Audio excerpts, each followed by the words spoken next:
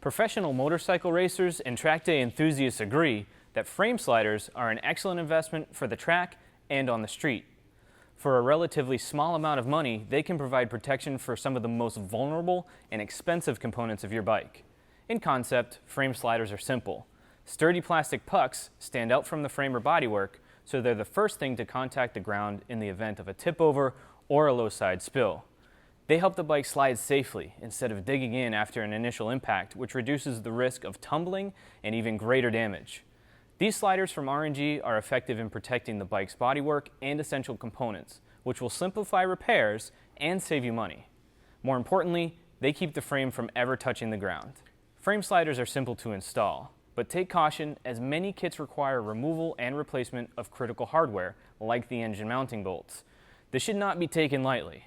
Loose engine mounts from improper installation or failure to properly torque hardware can lead to serious issues like handling problems or even worse. Overall, the process is straightforward. Find and thoroughly read the instructions. Lay out all hardware to be sure you have everything included in the kit. Depending on your bike, some bodywork may need to be removed. Do so carefully and be sure to place them somewhere safe and out of the way. Remember to keep all body hardware together. If you must remove more than one engine mount bolt, do so one at a time unless the instructions state otherwise. By removing only one bolt at a time, the motor doesn't have a chance to move or slip out of position in the frame. This could cause mounting holes to fall out of alignment and make it difficult setting the hardware back in. Installation of frame sliders on your bike may vary from what you see here, but what we like to do is lay out all of our tools and the hardware that we're going to be installing on the motorcycle. As you can see in the case of this Daytona, we've already got the fairing off and we're all organized, ready to go. We're going to start here at the front engine mounting bolt, and again, we're going to do it one at a time because this does require us to use the rear mounting bolt as well. But we're going to go one at a time, keep it safe, make sure the engine doesn't slide around in the frame. On the Daytona, like some other sport bikes, you may find that the front engine mount has a nut on the back side that you're going to have to get to. So in this case, I have a 14mm wrench. I got to sneak it up in there and then use the Torx on the other side to get the bolt out.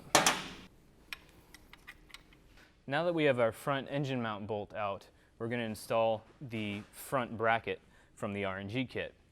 To do that, we're going to use the new bolt from R&G, a washer, and a spacer.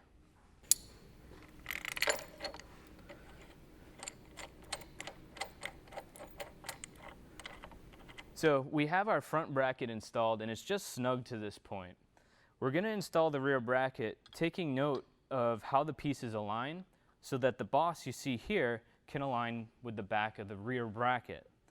In the case of this Daytona, the second bracket is actually going to encapsulate the fairing. So we're going to get this aligned, torqued to spec, reinstall the fairing, and then continue with putting the rear bracket on. All right, so we're going to get our wrench on the back here, make sure it's seated properly, and we'll torque it to spec. We've got our fairing installed again, and we're ready to put the rear bracket and then the puck onto the bike. One thing to take note of is this spacer has a flat cutout that's going to allow it to sit right above the fairing here. So make sure you get that orientation correct when you're putting it back, or you might have to fight with it. So we'll align the bracket. Everything's looking good, so we can go ahead with the install. Take our bolt with the washer on it. Take our spacer. Make sure we line up the flat spot.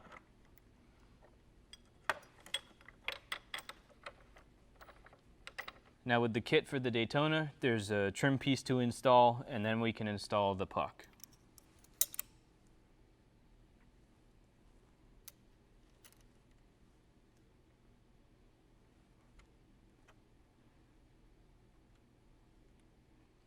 Now that we have our rear bracket on with trim piece, the puck is the last piece to go on.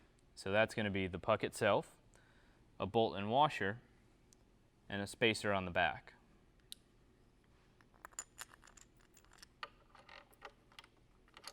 You'll see once you start getting some torque on this, it's going to rotate the slider, so you'll just want to hold that with your hand at that point. The last piece of your installation is the R&G end cap, which just clicks into place. There's your install on a Daytona. This is fairly typical for the R&G products. For more information on what fits your bike, visit TwistedThrottle.com.